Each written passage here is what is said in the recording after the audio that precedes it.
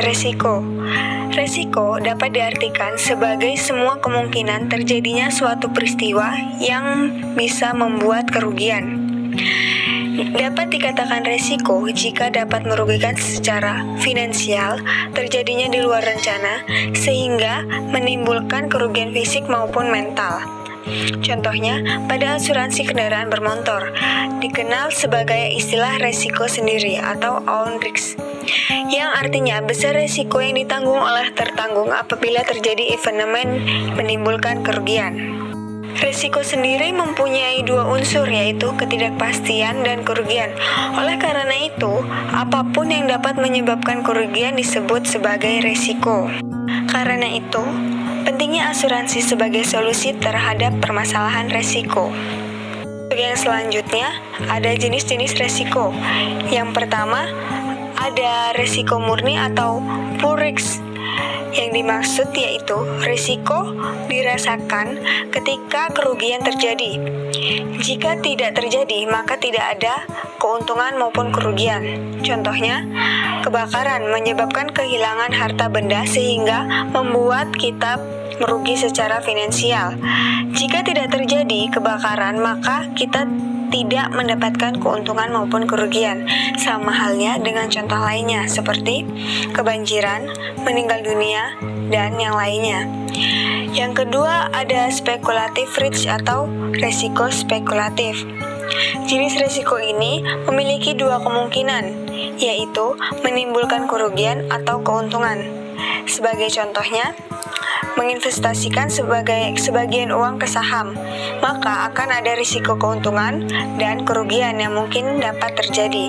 Karena itu, investasi memiliki risiko spekulatif yang perlu dipertimbangkan. Yang selanjutnya, ada risiko khusus atau particular risk. Kerugian ini yang terjadi hanya berdampak pada diri sendiri atau persoalan yang bersifat pribadi. Misalnya, barang yang kita miliki dicuri. Artinya, dampaknya hanya akan merugikan diri sendiri atau bisa juga risiko yang mengancam keselamatan atau harus dirawat di rumah sakit. Tentu hanya akan berdampak pada satu orang atau sedikit orang saja. Yang selanjutnya ada fundamental risk atau resiko fundamental. Risiko ini terjadi bisa menciptakan dampak secara luas. Misalnya, bencana alam yang tentu saja akan memberikan dampak kerugian finansial hingga jiwa masyarakat yang luas. Contohnya, perusahaan pilot sehingga harus merumahkan seluruh pekerjaan yang artinya merugikan orang dalam jumlah yang banyak. Yang keempat, ada fundamental risk atau risiko fundamental. Risiko fundamental berasal dari lingkungan sekitar atau alam yang bisa menimbulkan dampak cukup besar karena manusia tidak mampu mengendalikannya. Misalnya, gempa bumi, longsor, tsunami, angin topan, dan lain-lain. Jika peristiwa tersebut melanda wilayah yang luas, maka risiko fundamental akan semakin besar. Kemudian, ada cara menghindari atau meminimalisir terjadinya risiko. Yang pertama, identifikasi risiko. Dalam proses identifikasi, kita bisa memperkirakan dampak risiko yang mungkin akan terjadi. Lihatlah risiko tersebut dalam berbagai aspek atau sudut pandang, lalu buatlah daftarnya. Yang kedua, ada asesmen risiko. Adapun yang dimaksud dengan asesmen risiko ini ialah meranking risiko berdasarkan kerugian yang mungkin akan ditimbulkan nantinya. Fokuslah pada risiko yang paling sering terjadi atau berdampak besar. Kemudian urutkan daftarnya, lalu buat skala prioritas mengenai poin mana yang harus diberikan perhatian lebih. Dengan begitu, kita bisa menentukan sikap serta membuat keputusan. Yang ketiga, ada respon terhadap risiko. Respon terhadap risiko ini ialah cara atau keputusan yang akan diambil saat risiko terjadi. Yang pertama, ada risk avoidance. yaitu kebijakan dengan cara menghentikan aktivitas yang bisa memicu resiko. Kemudian yang kedua ada risk reduction, yaitu kebijakan dengan mengendalikan bagian intern perusahaan agar bisa mengurangi dampak. Yang ketiga ada risk sharing of transfer, yaitu kebijakan dengan mentransfer atau memindahkan dampak risiko ke pihak lain seperti asuransi, hedging, atau outsourcing. Yang keempat ada risk acceptance, yaitu kebijakan untuk tidak mengambil langkah apapun. Dengan kata lain, kita menerima begitu saja apapun dampak risiko yang akan terjadi.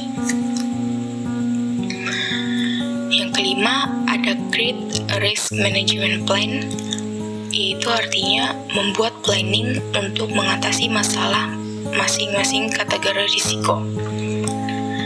Kemudian yang keempat ada evaluasi plus review. Meskipun sudah menyusun perencanaan terstruktur, tetapi ada hal-hal yang mempengaruhi pelaksanaannya. Mungkin hal tersebut tidak diprediksikan sebelumnya, sehingga mau tak mau planning harus diubah. Sebelum terlambat, sebaiknya kita mengevaluasi atau mereview secara berkala. Saat risiko tiba-tiba saja muncul, kita sudah siap dengan kemungkinan yang terjadi. Kemudian selanjutnya ada evenement. Evenement adalah istilah yang diadopsi dari bahasa Belanda evenement yang artinya peristiwa tidak pasti. Bahasa Inggrisnya fortuitous event. Evenement atau peristiwa tidak pasti adalah peristiwa terhadap mana asuransi diadakan. Tidak dapat dipastikan terjadi dan tidak diharapkan akan terjadi. Dalam hukum asuransi, evenement yang menjadi beban penanggung merupakan peristiwa penyebab timbulnya kerugian atau kematian atau cacat badan atas objek asuransi.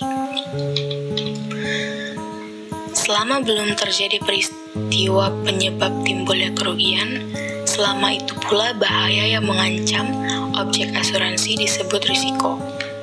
Risiko yang menjadi beban ancaman penanggung berubah menjadi kerugian yang wajib diganti oleh penanggung. Kemudian selanjutnya ada ciri-ciri evenement, yaitu sebagai berikut. Yang pertama, peristiwa yang terjadi itu menimbulkan kerugian. Yang kedua, terjadinya itu tidak diketahui, tidak dapat diprediksi lebih dahulu. Yang ketiga, berasal dari faktor ekonomi, alam, dan juga manusia. Dan yang terakhir, kerugian terhadap diri, kekayaan, dan tanggung jawab seseorang. Akibat terjadinya evenement, timbul kewajiban kepada penanggung untuk mengganti kerugian kepada tertanggung. Kerugian yang harus diganti oleh penanggung itu adalah kerugian yang benar-benar diderita langsung oleh tertanggung mengenai kecelakaan berkendaraan motor. Pembatasan evenement. Dalam praktik, para pihak dapat membatasi evenement dengan syarat khusus yang dicantumkan secara tegas dan polis. Dengan demikian, penanggung hanya terikat secara hukum pada evenement yang tercantum dalam polis. Bagian ketiga, yaitu ganti kerugian. Pada pasal 1 angka 22 KUHP, dinyatakan ganti kerugian merupakan hak seseorang untuk mendapat pemenuhan atas tuntutan yang berupa imbalan sejumlah uang. Ganti rugi adalah sejenis kompensasi asuransi yang komprehensif, di mana satu pihak setuju untuk melindungi pihak lain dari kerusakan, kerugian, atau pertanggungjawaban finansial. Itu juga bisa merujuk pada pembebasan tanggung jawab atas kerusakan. Dalam asuransi, terdapat beberapa hal yang perlu diperhatikan terkait ganti kerugian, yaitu yang pertama, teori kausalitas menjadi dasar penentuan ada atau tidaknya beban penanggung atas kerugian yang timbul akibat evenement. Menurut teori ini, antara peristiwa dan kerugian yang timbul harus ada hubungan kausal. Artinya, dengan tidak terjadinya peristiwa itu, maka timbul pula kerugian. Jika peristiwa itu tidak terjadi, tidak akan ada kerugian. Dalam hukum perdata Indonesia, KUH PDT, hubungan kausal ini merupakan salah satu unsur penentu suatu hubungan melawan hukum yang diatur dalam pasal 1365 KUH PDT. Yang kedua, kerugian yang diganti dapat dicirikan melalui beberapa kriteria sebagai berikut.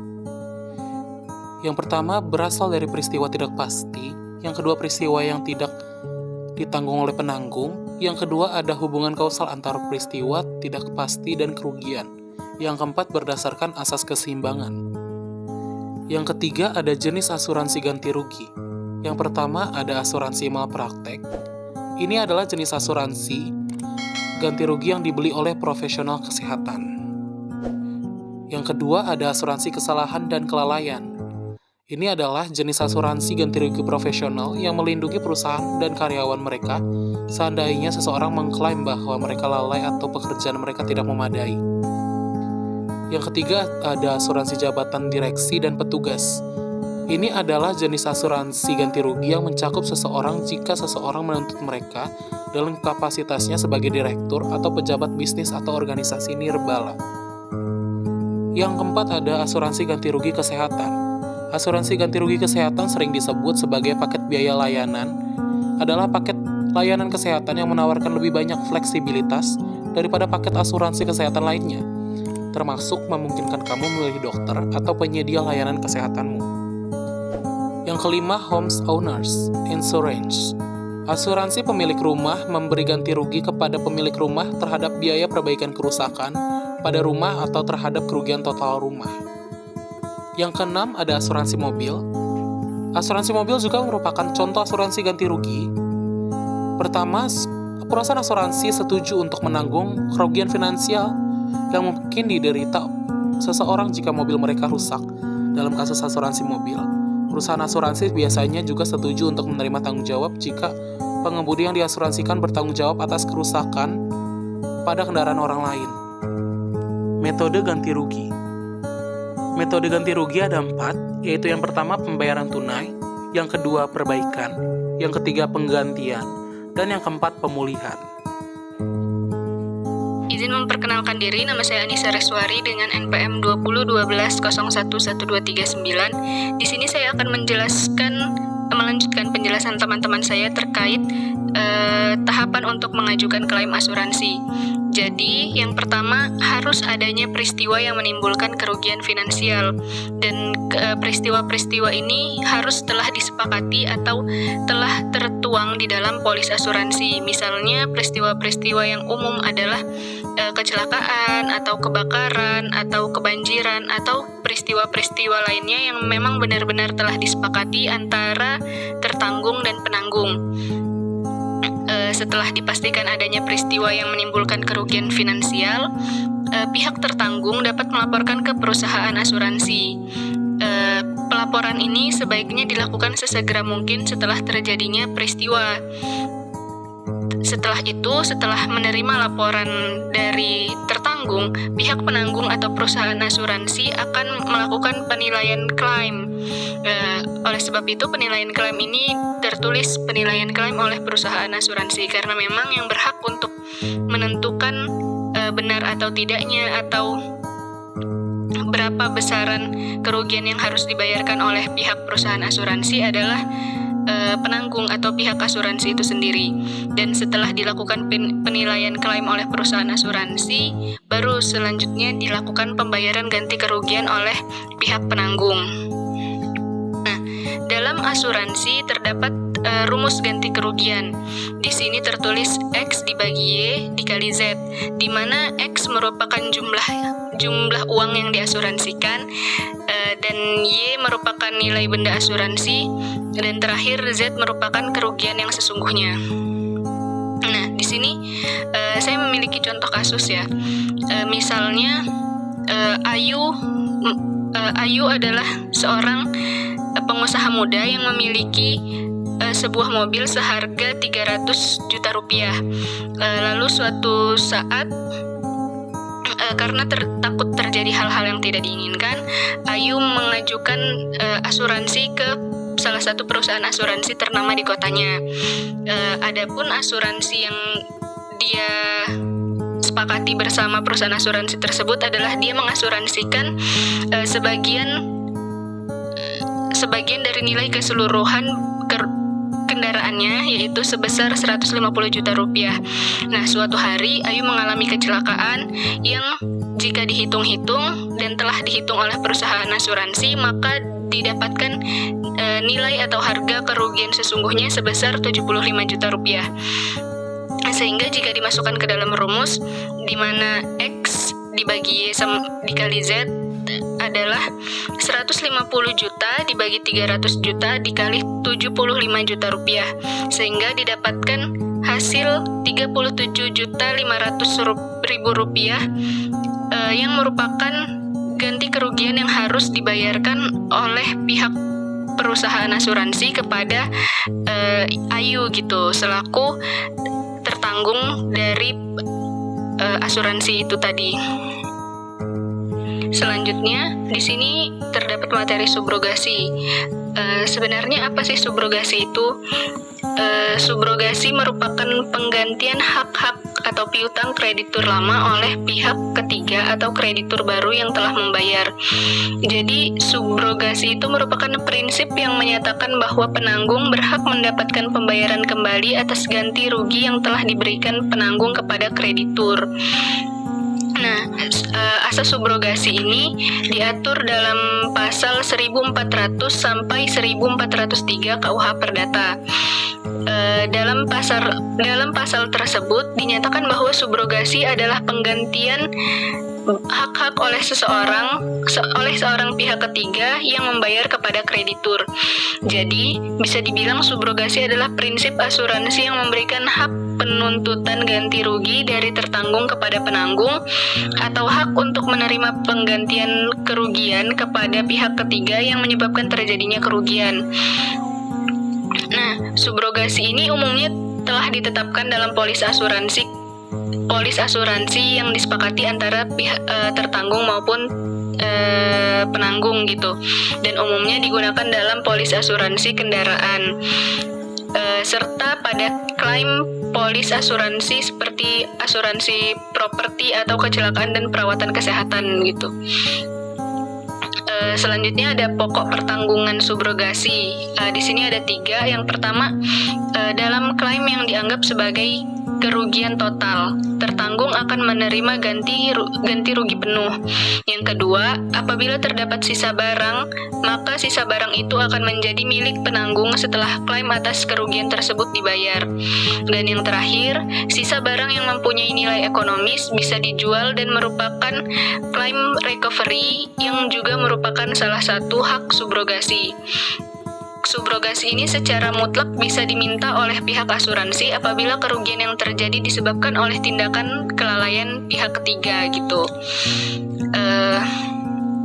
Mungkin sekian presentasi dari kelompok kami terkait materi hukum asuransi dan pengangkutan niaga. Kurang lebihnya kami mohon maaf, kepada Allah kami mohon ampun. Kami akhiri, wassalamualaikum warahmatullahi wabarakatuh.